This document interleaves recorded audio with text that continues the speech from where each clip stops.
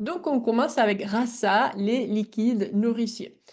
C'est le premier tissu qui est créé à partir des nutriments assimilés, voilà, de la partie digérée de notre bol alimentaire.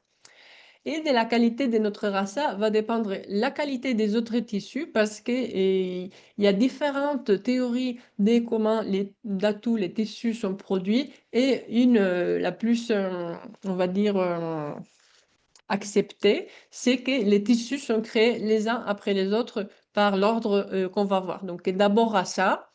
Une partie des rasa va servir pour créer rakta, une partie des rakta pour créer mamsa, medas, asti et tout ça. Donc, voilà, tous les textes classiques, toutes les sources sont d'accord que la qualité des rasa, c'est hyper important. Son site de production est les cœurs. Donc, et aussi, ça nous dit quelque chose. Dès qu'il y a des maladies qui touchent les cœurs, eh ben, on peut penser que rasa va pas être produit d'une façon optimale parce que son site de production serait affaibli. Et ces sous-produits, pour Acta, sont trois qui sont présents uniquement chez les femmes et plus précisément chez les femmes en âge Pitta. Pour l'Ayurveda, il y a différents âges de la vie, Kapha, Pitta et Vata. Kapha, depuis qu'on est né, pour les femmes jusqu'aux règles. Pitta, du moment qu'on a les règles jusqu'à la ménopause. Et Vata, de la ménopause à la mort physique. Donc ces trois sous-produits sont présents uniquement chez les femmes en âge Pitta, qui est le sang menstruel, ou si on est enceinte, les nutriments qui vont nourrir les fœtus, ou si on allait, le lait maternel. Donc, aussi, si on a un problème avec ces trois sous-produits, ça indique aussi que rasa a un problème et qu'il faut l'équilibrer. Et si ces trois produits, sous-produits par contre, et aussi si les sites de production sont en bonne santé, ça nous dit aussi que notre rasa est en train de se produire de façon qualitative. La fonction principale des rasas est de nourrir le corps et la fonction psychologique, c'est d'avoir la foi.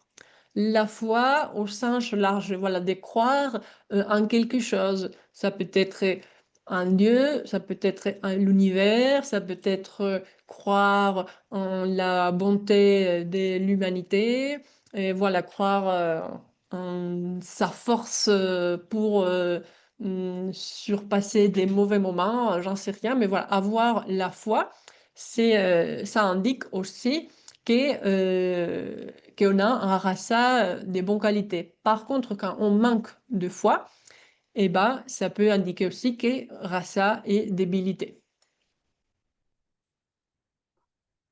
Les principaux signes qui montrent qu'on a un rasa équilibré, c'est qu'on a un bon niveau d'énergie tout au long de la journée, qu'on a une bonne humeur et qu'on a de la clarté mentale. Voilà, je pense que ces trois signes, c'est quelque chose qu'on cherche tous. Et ben, l'Ayurveda nous dit, bah, si tu produis un bon rasa, et ben, tout ça, ça va de soi. Et les deux meilleurs traitements pour équilibrer rasa, alors le premier, c'est de manger jusqu'à ressentir la satiété, ni plus ni moins. Si vous vous rappelez, voilà, de ces petits diagrammes que je vous ai partagés du processus plus ou moins de digestion. Euh, Si on mange en trop, eh ben, il y aura une partie que notre feu digestif va pas être capable de bien digérer parce que voilà, c'est comme si on donne trop de choses pour les travaux qu'il est capable de faire. Et du coup, il y aura une partie qui sera transformée en toxines. Et les toxines, elles vont perturber les doshas, affaiblir aussi les tissus, etc. C'est pas quelque chose qu'on veut dans notre corps. Les toxines, ama, c'est un mot qui vient A proche et ma poison, proche du poison. Voilà, ça, c'est pas bon pour le corps. Donc, si on produit de l'ama, et ben, rasa va être affaibli. Et si on mange pas assez, et ben, rasa va être aussi affaibli. Et je me rappelle que pendant la formation d'Ayurveda, euh, quand j'ai les en formation à Paris, après, quand on rentrait en cours après la pause déjeuner, on nous demandait, tiens, est-ce que vous savez produire un bon rasa? Dans le sens de, est-ce que vous savez manger jusqu'à ressentir la satiété, ni plus ni moins. Et maintenant, avec ma sœur, c'est quelque chose qu'on s'est dit, tiens, est-ce que tu as produit un bon rasa? Donc vraiment très important. Voilà, c'est pas quelque chose des très rares parce qu'on a toutes écouté qu'il faut manger jusqu'à ressentir la satiété. Et le deuxième meilleur traitement, qui va un peu aussi en lien avec ce premier, c'est de trouver d'autres sources de plaisir que la nourriture. Parce que beaucoup de fois, on peut manger surtout trop parce qu'on pense, peut-être que notre subconscient pense que le bonheur, c'est dans la nourriture. Et peut-être que plus on mange, plus heureux on va être, ou c'est une façon, voilà, aussi de manger un peu ses émotions au lieu de les vivre réellement.